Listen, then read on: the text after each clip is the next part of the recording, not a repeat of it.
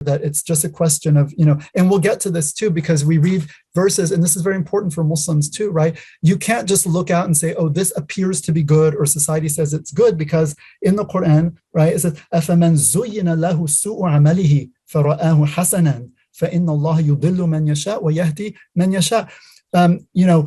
What about one whose evil deeds or foul deeds have been made to look beautiful to him? They've been beautified for him so that he sees them as good.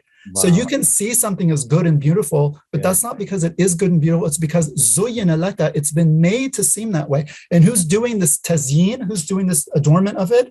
It's Satan. And that says in the Quran too, right? That this hubbu bird, when it comes from Bilqis, the queen of Sheba, back to Solomon, it says, وَجَدْتُهَا وَقَوْمَهَا يَسْجُدُونَ لِلشَّمْسِ مِن دُونِ اللَّهِ وَزَيَّنَ لَهُمُ الشَّيْطَانُ أَعْمَالَهُم. That I found them, her, Bilqis, the queen of Sheba, and her people bowing to the sun, worshiping the sun rather than God. وَزَيَّنَ لَهُمُ الشَّيْطَانُ أَعْمَالَهُم. And Satan has beautified their act for them. In other words, he made it look fair, and it's a foul deed, right? They're worshiping other than the actual creator. They're worshiping his creation rather than him. Mm-hmm. And Satan made it appear fair to them. So this emotivism, that's exactly what emotivism means. What? Astahsinu hada, astazinu, I see this as being good or hasan or beautiful. And this looks good to me, right? It appears good to my sensibilities. And this is how many modern people, this is how they decide morality. Well, this appears good to my sentiments. Well, okay, how do you know it really is or not? How do you know that foul things have not just simply been made to appear fair to you by Satan and his, those who are sort of working with him? Yeah. These are realities. I mean, we're not materialists. We believe in these unseen realities, right? There's absolutely, every time in the Quran it says, the seen and the unseen realm, always the unseen realm comes first, right? It's principial. We see what happens in the world is really the manifestation of unseen principles. The whole world is the manifestation of an unseen creator. We don't see him in this world, right? And things that happen, I mean, you don't even have to be a believer to appreciate this point. What we do, our actions, are expressions of our inner reality, right? Of who we are, kind of in an immaterial sense. Yes, we don't see our consciousness. Our consciousness is invisible. Absolutely, but it's manifested. And science can't see our thoughts.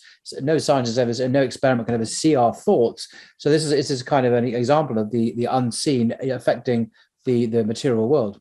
Right, and then you have Wilhelm Reich and Herbert Marcuse, both of these German, very important figures also, who was 1930s, mostly 30s and 40s, Marcuse a little bit later, really pushed very openly for sexual liberation, even back, starting from the 30s with Reich. These are very dubious figures. School in the 30s, which the Nazis closed down, but they continued after that. And exactly, yes. And you really see that there's this radical push. And again, we said that sexuality and sexual norms are very tied to the family, and they were not unaware of that. It was not just like, oh, we want to have fun, and they didn't see the implications. These people were very much against the family. They wanted to destroy the family. Their names have been associated with what some people call cultural Marxism.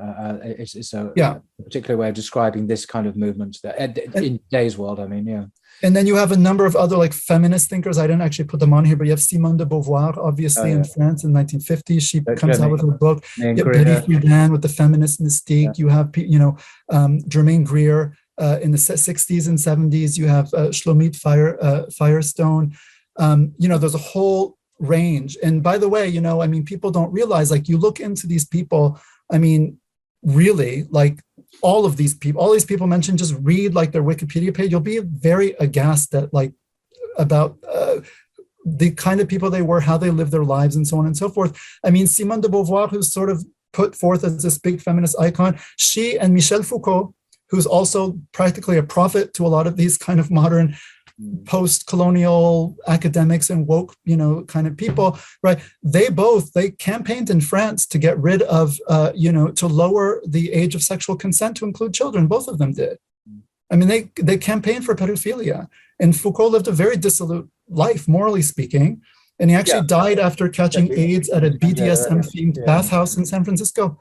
I mean, so again, like, I mean, it's not like as Muslims, okay, it doesn't mean he cannot have like insights and critiques, or maybe Simone de Beauvoir. I mean, okay, fine. But the point is, like, we cannot be blind to the fact that, you know, these people's atheism, and de Beauvoir also was a radical atheist, as she grew up in a very conservative Christian family, and she became an atheist, I think, when she was 17 or 18. Germaine Greer, also atheist, you know, by the time she was like 18, she talks about this, right? She had a very unfortunate experience, and also just went to school with the nuns in Australia, and they could not answer her questions, and she, you know, was kind of rebellious and just said, I'm not having it. But anyway,